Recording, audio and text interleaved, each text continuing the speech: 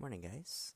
So if you look at the last couple lessons in our kinematics chapter, we've been introducing some concepts of displacement, how far objects get. Velocity is how long does it take you to travel a certain distance.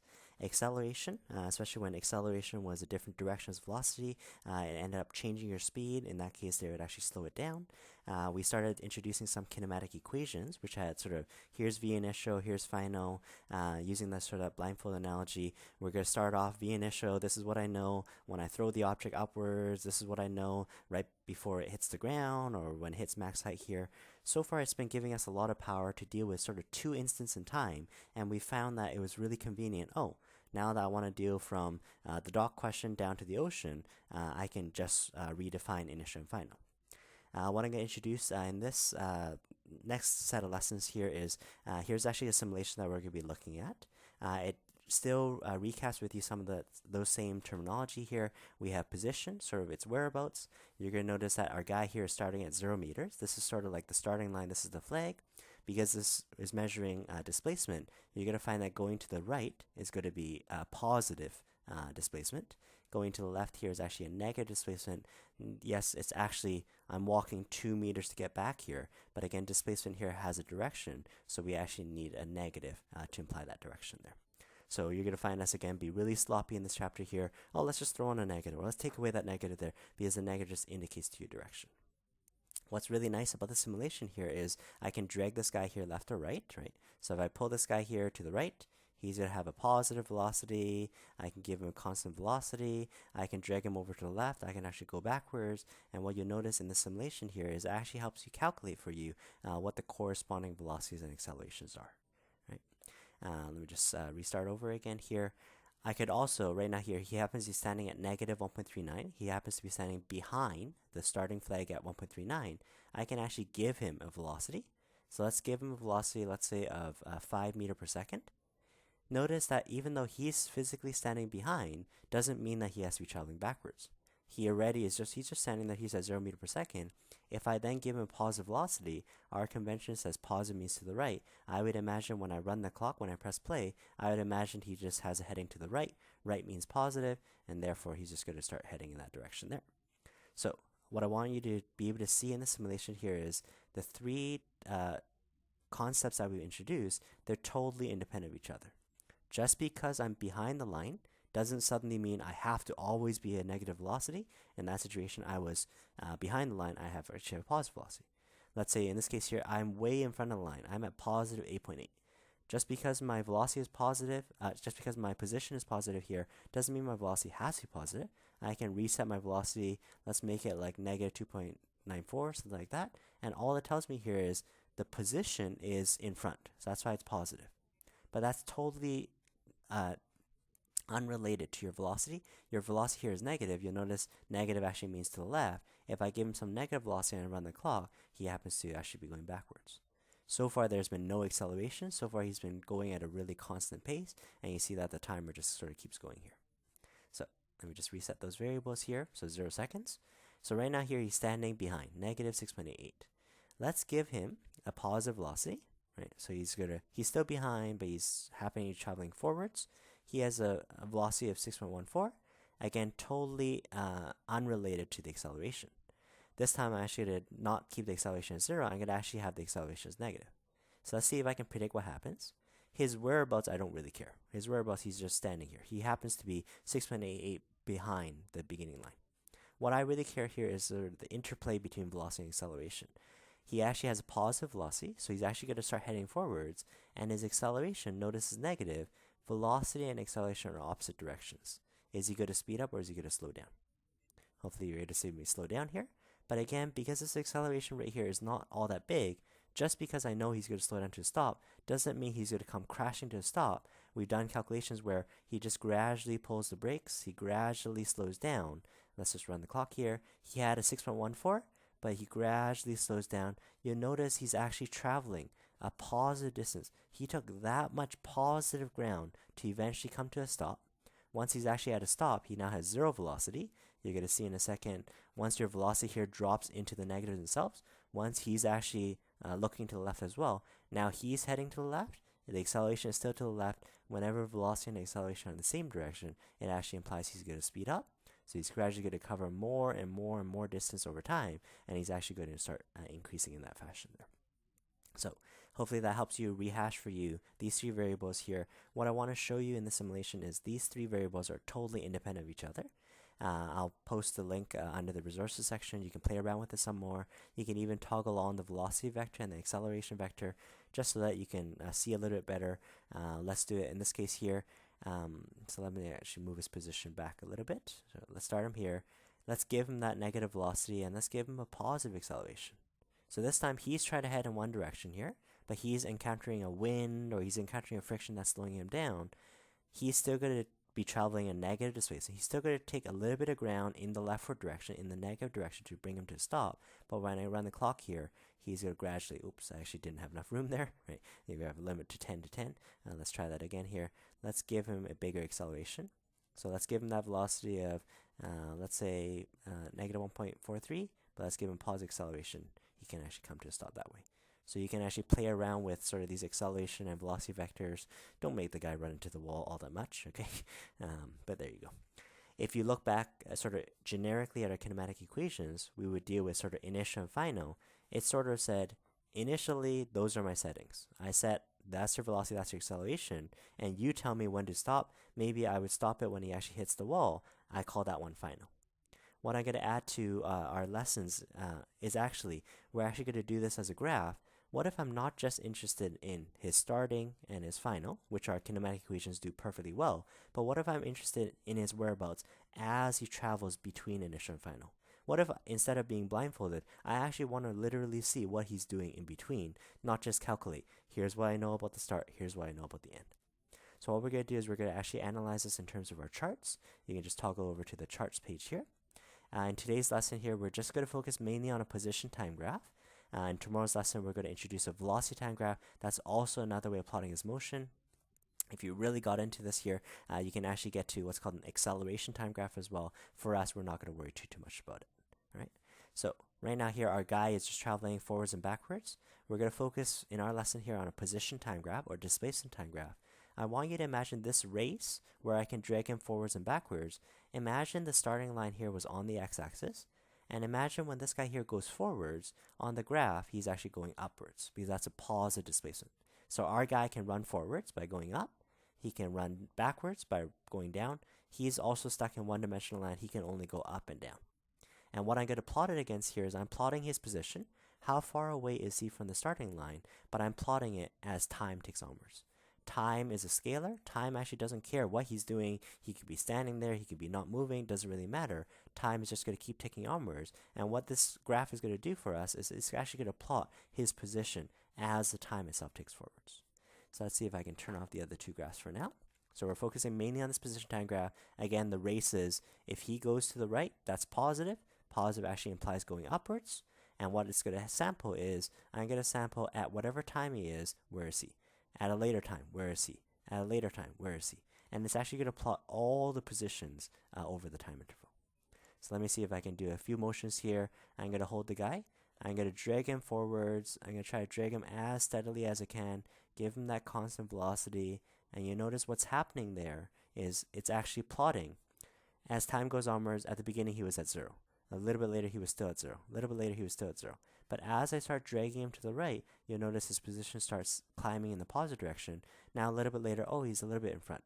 A little bit later, he's a little bit in front. A little bit later, he's a little bit in front. And what we're actually plotting, again, is not just the start and the finish, like, oh, he's just standing there. I actually was able to plot his position over the course of this motion here. You'll notice in this case here, I just left him standing there for a while here. Time doesn't care. The clock is just going to keep running forwards. You happen to be, what is that, maybe about 4 meters. At 7 seconds, you're at 4 meters. At 7.1 seconds, you're still at 4 meters. At 7.2 seconds, you're still at 4 meters here. Time just keeps ticking onwards. You're going to find that a steady line, a flat line like that on a position time graph actually means he's staying still. Let me do one more motion here. What do you think the graph is going to look like when I drag this guy here to the left? As I drag this guy here to the left, he's actually getting closer and closer to the starting line. He can actually go past the starting line. I can pull him faster. I can pull him slower. And basically what this graph plots for you, again, is not just the start and finish, but it plots the position over the entire motion here, especially as I started dragging this guy here backwards. We would expect here, as a positive time here continues ticking forwards, I'm actually getting closer to the starting line. I'll actually make it back to the starting line at about 11 point something seconds, and then when it drops below, it actually tells me I'm behind the starting line. So our goal in this lesson here is just to reiterate some things we can see from the position time graph. We definitely see the shapes that we can draw in this position graph has something to do with the speed, has something to do with am I going forward as I'm going backwards. We're just going to rehash that on our notes. So let's just switch over here.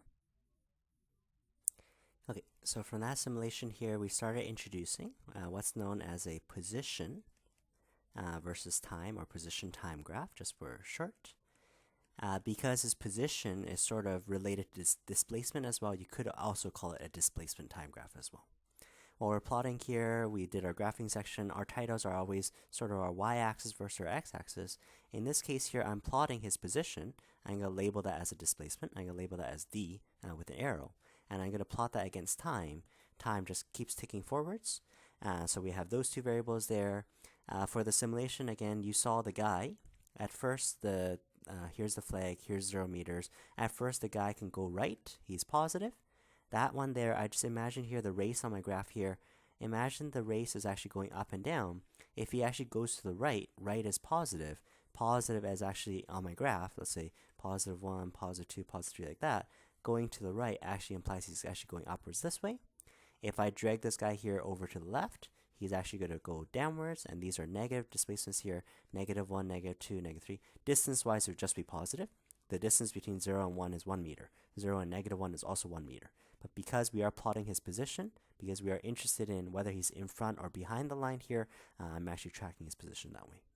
So based on that here, here's something that's going to save you a lot of grief here.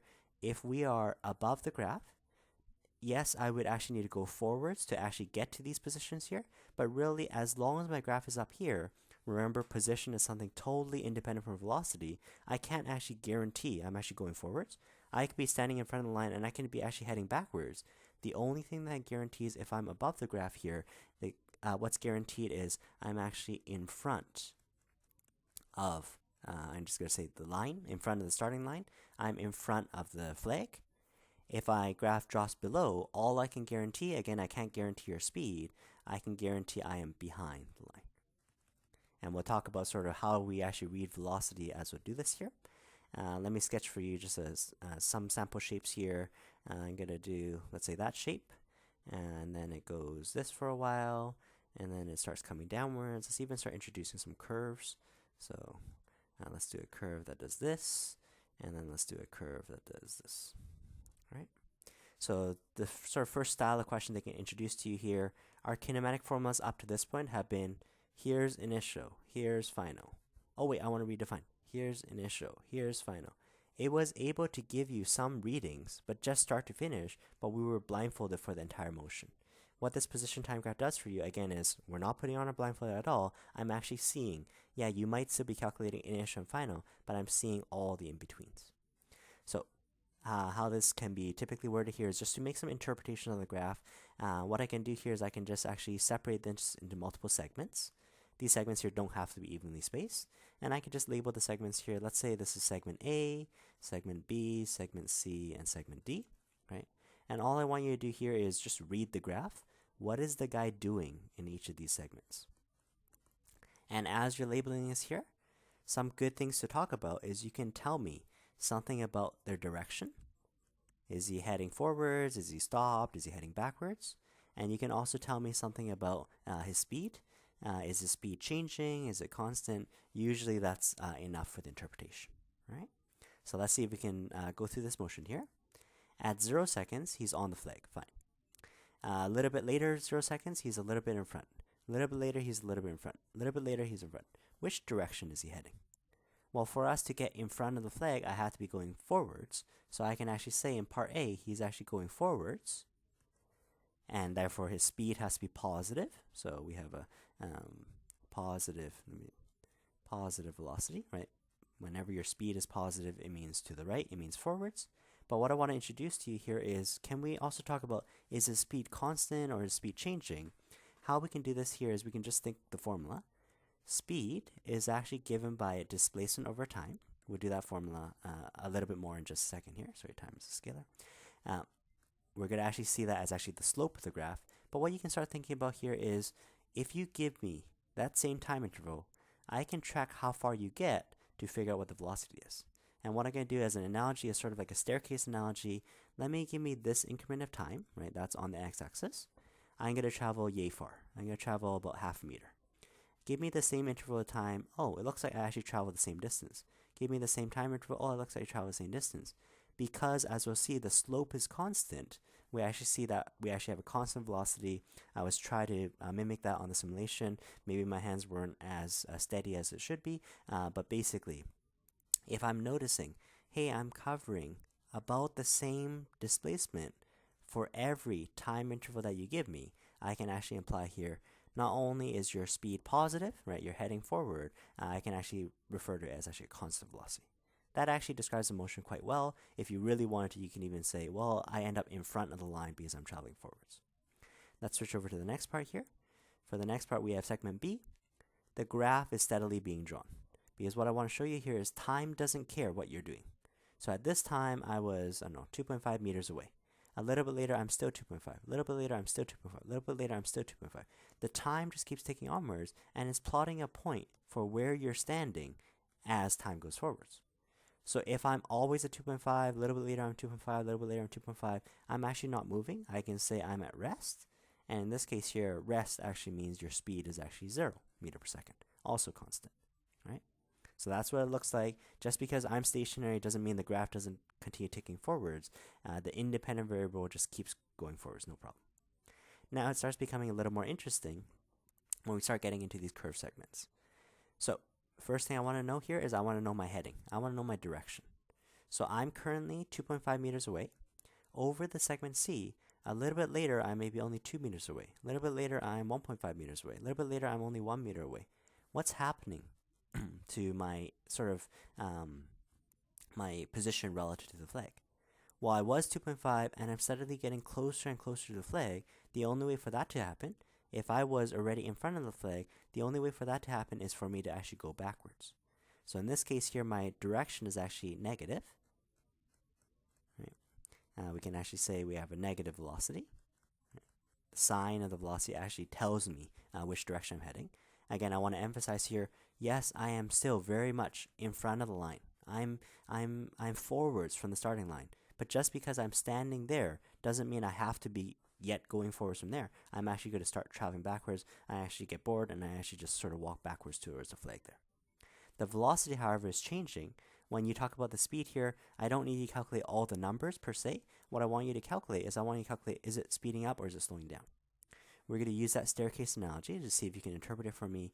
Give me an interval of time. Doesn't matter how big the staircase is. I travel this far. I travel this distance here. Give me that same time interval here. I travel this far. Give me the same time interval. I travel this far. What do you notice is happening to the amount of distance I'm traveling as time goes onwards?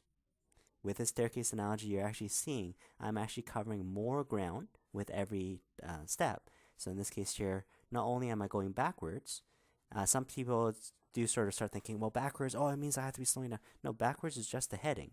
I can still be speeding up backwards. I can be constant backwards. In this case here, I'm speeding up in the backwards direction. Right? Let's do one more here. In segment D, again, I know I'm traveling backwards. I know I started at the flag. A little bit later, I'm behind the flag. A little bit later, I'm behind the flag. A little bit later, I'm even more behind the flag. Again, all I can guarantee is when the graph drops below, I know I'm actually behind the flag. But if I want to figure out here, my direction is going backwards because I'm getting farther and farther back. So my direction is still negative, or you can say backwards. That's even easier here. My direction is heading backwards. How do we see that in the math here is, yes, we see a negative velocity. Let's use that staircase analogy to figure out, are we speeding up or slowing down? In this case here, give me this time interval, I traveled this far. Give me the same time interval, I traveled this far. Give me the same time interval, I traveled this far. Using the staircase analogy, again, I don't really care how big your staircase are. Just do the same time interval. What you're noticing is the amount of distance that I'm traveling as time goes onwards is getting less and less. Just because I'm going backwards doesn't always mean slow down. Earlier I was going backwards and I'm speeding up. This one here actually does mean slowing down. So perfectly fine for you to interpret this graph here just using the staircase analogy. It adequately describes when you're speeding up or slowing down. I'm going to show you a little bit more elegant way. Because from the definition, the velocity is given by displacement over time. Let's just go back to this segment on A here, right? What's going to happen here is, because displacement is on my y-axis, if I actually took y2 minus y1, that's actually a change in displacement. That actually tells me, oh, I actually get 2.5 meters worth of distance. That's how much ground that I cover. If I take that displacement, that rise, and I divide it by the time is actually on this axis here. You probably remember from your math classes here, if ever you do rise divided by the run, oh, I've actually just described for you the slope. I've just described for you the gradient, basically the slantedness of this line here. From the formula, we actually derive on a position time graph, the slope is the velocity. The slope is the speed, also having direction, so we say velocity. So earlier when we said, oh, speed is actually a constant, even though it's positive, well, that's okay, because if I take a ruler, the slant doesn't change as I step across this motion. What if my slope is 0? Well, what if my speed is 0? If my speed is 0, it means I'm at rest. Perfect. So this next part is a little more interesting, especially when the speed actually does change. If I use this analogy of the slant, I can say at the beginning, my slant here, it's in the negatives, right? So it's negative, meaning going backwards. So that was confirmed from before. But you notice the slant doesn't stay constant as earlier. As I traverse through segment C, my slant here actually steadily gets to be more and more and more steep. Take a ruler and see if you can. What I'm doing here is I'm actually tracking a tangent. I'm actually trying to figure out the steepness of this line. I go from a fairly shallow slope here to a slope here. By the end of this curve here, my slant is like this, still negative. I'm still going backwards, but because my slant is so much bigger, it means my speed is also so much bigger. So if I go from a small slant to a steadily bigger slant here, that implies that I'm speeding up. What about in segment D here? So let's take another ruler here. At the beginning, my slant is still negative. I'm still going backwards. And as time ticks forwards here, I'm actually getting my slant here getting more and more flat as time ticks forwards. If my slant is getting smaller and smaller, I'm going from a slope of, let's say, my slope was -10 to -5 to -4. Yes, it's getting closer and closer to 0. The negative just gives you the direction, but looking at the magnitude, going from a slant of 10 to 5 to 4 to 3, it means my velocity is dropping, and therefore I'm actually slowing down. So numerically here, the numbers are a little bit weird. I'm going from, let's say, -10 meter per second to -5 meter per second to -3 meter per second. You would say to me here in math class, you would say -5 is actually a more positive number. But again, in physics here, what we're going to say is, well, the negative just gives me direction. I know it's backwards already. All I really care is the magnitude, the size of the number here. If I go from a speed 10 to a speed 5 to a speed 3, I definitely know that the speed is actually slowing down. All right? So those are some sort of interpretations we can see on a DT graph here. I want to put numbers to this here, and then we'll do one more calculation. So let's just sketch out another displacement time graph. So make this nice and large so it's easy to see. We have displacement, we have time, so y versus x. Let's say this is 5, and let's say this is 10. Make sure it's evenly scaled. And going across, I'm going to go up in increments of 2. Right? Remember, your scale on the x-axis and the scale on the y-axis don't have to be the same. Let me just draw a couple shapes for you here. Let's do a graph here. First part does this. Next part, let's do a curve upwards like this. Right? So 4 and 10. So I tried to line those up for you here. And then let's say this one here comes straight down, nice and straight. This one here, because I have to physically be somewhere at all times, this graph here can't jump around, unlike the graph we're going to see tomorrow. Let's do the curve here. Let's do a curve doing this. So curving to this point. So I can make this look better here. So it curves. And then lastly, let's just do a straight line down here. Okay. So I have 5 segments to this graph here. I tried to sort of time it so that they were sort of 2-second intervals. Again, I could do like earlier, I can do like an A, B, C, D, E. They could also just qualify, well, because I actually have the times, I can actually ask you to between this time and this time instead of actually labeling it as A, B, C, D, E. All right, so what I'm going to do here, sorry, I just want to fix up my sketch here. So this part here is curved. I want you to try this out for yourself. See if you can make a listing for yourself here. Just tell me about the direction. Tell me about its heading. Tell me about the speed. Is it speeding up or slowing down? Again, this time instead of A, B, C, D, E, I'm going to actually give you time intervals. Between 0 and 2 seconds, what is he doing? Between 2 and 4, between 4 and 6, between 6 and 8, 8 and 10. I'd encourage you to pause the video, try it out for yourself. Assuming you've done that here, you can check your work with me here. At the beginning, 0, he's actually standing 5 meters in front of the flag already. Okay? He had to, at some point here, had to have traveled forwards. I didn't see it. When I start the clock at 0 seconds, he was already starting at 5. What I'm noticing is between 0 and 2, at sort of 0.5 seconds, he's still 5. At 1 second, he's still 5. He's actually not going anywhere. The clock is just ticking forwards.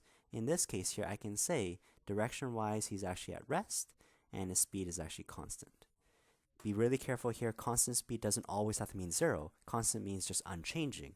This time, he is constant at 0, and that's unchanging, so rest. In the second case here, you can use that staircase analogy if you like here. His direction is to get farther and farther away from the flag. He was at 5, a little bit later he's at 6, a little bit later he's at 7. I'm just reading sort of his y-axis here. Where is he? He's getting farther and farther away from the flag, so I know his direction is forwards. His direction is forwards means velocity is positive. His speed, though, is changing. You can either use the staircase analogy here. At first, I don't get that much distance. A little bit later, I don't get that much distance. Don't get that much distance. But by the end of it, I get more and more distance. So that has to imply a speed up. Totally okay to interpret that way. Or using a ruler, even better. You can actually just take a ruler and just say, okay, the slant here starts off pretty shallow, and the slant here gradually gets steeper and steeper as you follow through the curve. That means speed up. What happens between 4 and 6? Most definitely, he is still in front of the line. He's 10 meters from the flag. But if you look at his heading, at 4 seconds, he's at 10. A little bit later, he's only at 8. A little bit later, he's at 6. A little bit later, he's at 4. His heading is actually turning backwards. Again, that's something to wrap your head around here. He's actually going backwards. I'm going to say BKW. Backwards is a negative velocity. That's going to be important for tomorrow's lesson. But you notice the slant in this case here never changes. So the slope of that will be really easy to calculate. It's a constant negative velocity. If I wanted to calculate that there, so if you remember your slope formula, we do always say rise over run. If I have the coordinates here, usually the slope formula is reworded here. Let's do y2 minus y1, x2 minus x1. I can take any 2 points that are easy to read. Let's say this guy here has the coordinate here, 4, 10, right? X-axis, y-axis. This point here is going to be 6, 0. And now I can do a y2 minus y1. I can do something like, let's do it on the side here. If my y2 is equal to 0, I minus off my y1, which is 10. x2 is 6, minus off of 4. 0 minus 10 is a negative 10. 6 minus 4 is a 2. Oh, my speed is negative 2.5. The negative told you backwards, and the 2.5 meter per second tells you it's staying constant 2.5 for that entire time interval. So that's how you would calculate slope using those coordinates here. We'll do one more step with that in the next part. Between 6 and 8 here, his heading is still backwards. He happens to be back at the flag, right? This is where the starting line was. And now he's going to start going behind. He's negative 1, negative 2, negative 3, all the way up to negative 5. So I know in this interval, he's still going backwards. His velocity, the sign of it is still negative. But again, using that analogy here, we're going from really steep here to getting less and less steep. So in this case here, that implies slowing down. Make sure you're able to read this graph and interpret it. And lastly here, he's still going downwards. He's still getting farther and farther away from the flag. So this right here still means backwards, a negative velocity, but his slope has sort of leveled off here. As time goes onwards, you'll notice the slant doesn't change, so therefore his speed there is constant. Right? So that's definitely one big way they can ask the question here. I want to introduce to you one last way here. It was fine calculating the velocity. Velocity is the slope. Whenever the slope was flat, whenever it was a straight line, it was pretty easy. Because it's pretty easy to pick two coordinates here. What if I was interested in asking you here, what is the speed? I'm actually going to ask this as a question. I want you to calculate, there's two types of speed I can do. I want you to calculate the average speed or average velocity.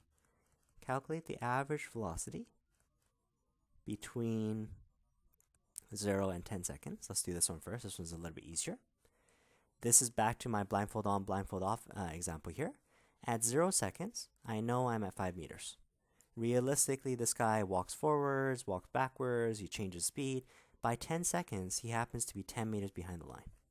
When I want to calculate average velocity, I don't want all these details. I don't want him, oh, you actually went forward, speeding up, or whatever. I just care. When I took my blindfold on, you were at 5 meters away. After 10 seconds, I take my blindfold off. I notice that you're over here. I can just say the average velocity, this is like connecting the dots. If I had some constant velocity, some slope that didn't change, that will give you, you are now 15 meters behind where you started, and it took you 10 seconds to do it. What is your average velocity? Again, straight from the definition, the average velocity is given by a change in displacement versus a change in time. If I really didn't care, you walk forwards and then you walk backwards. If I know, hey, you're just 15 meters behind where you started, to get 15 meters back and you had 10 seconds to do it, it's like you traveled at a speed of negative 1.5. So you went backwards at a speed of 1.5. Was there any instance that you actually traveled 1.5? There was, but not for much, right? I actually was traveling forwards, I actually was speeding up and slowing down and all that. But this would be the average speed. If instead of you doing your complicated motion, if you just set up and you just started walking 1.5 for 10 seconds, that would equally well get you to where you are standing right now, but having a constant slope.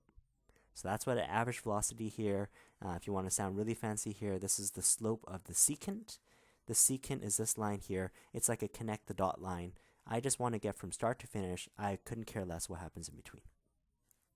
The other type of velocity I want to introduce to you, it's a little bit harder. They actually want you to calculate something called the instantaneous velocity. So calculate the instantaneous velocity. So as that name suggests here, it's the velocity at just one particular instant.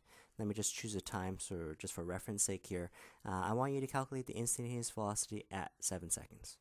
I just want to know what's his speed at 7. Now here's the sort of fundamental problem here. At 7 seconds, I can look on the graph and I can figure out where he is, right? So he's somewhere between 0 meters and negative 5 meters. He's at negative 3 meters, sure. Now I know the velocity is given by the slope. Only problem is you've only given me one instant in time. You've only given me 1 point. I can't calculate the slope of a single point. So what we're going to do here is we're going to cheat a little bit. What I'm going to do is I'm just going to zoom in at this part here. The curve between 6 and 8 does something like this. I'm interested in finding the slope at just 7 seconds, at just this time interval. What I'm going to do is I'm actually going to sketch something called the tangent. A tangent is a straight line that essentially follows your curve. You should use a ruler for that. And my hope is, because I only have 1 point, if I can zoom in close enough and I draw a good enough tangent, I'm hoping that my tangent, my red line here, would essentially overlap with the black line. I know it's not going to be perfect, but it is an approximation. Once I've drawn that tangent, I can pick any 2 points that are easy to read on the tangent, because the tangent doesn't actually change slope. And now that I have 2 points, phew, now I can calculate the slope. So you're going to find here, calculate instantaneous velocity at 7 seconds. This one here implies the slope of the tangent. And if you want to just write down for yourself here, the tangent is a straight line. So a straight line that follows the curve. It tries to track the sort of the curve as it falls off, so that when you zoom in, my tangent actually overlaps with it. Because it overlaps with it, now I can sort of approximate. Now I have my other point that I need. Pick any 2 points that are easy to read. So let's just try it here. Your tangent may be different from the person next to you, so I'm just going to try sketching a tangent, use a ruler for that. You can pick any 2 points that are easy to read. So because my tangent there, this time it doesn't change the slant afterwards, I'm going to read these points here. Maybe I'm going to take the point here, coordinate I was saying is 7, right? Maybe I'm about negative 3. And I'm going to read a point here, maybe where it intersects the x-axis. That seems to be an easy point to read here. 5, maybe 5.5, I don't know, right?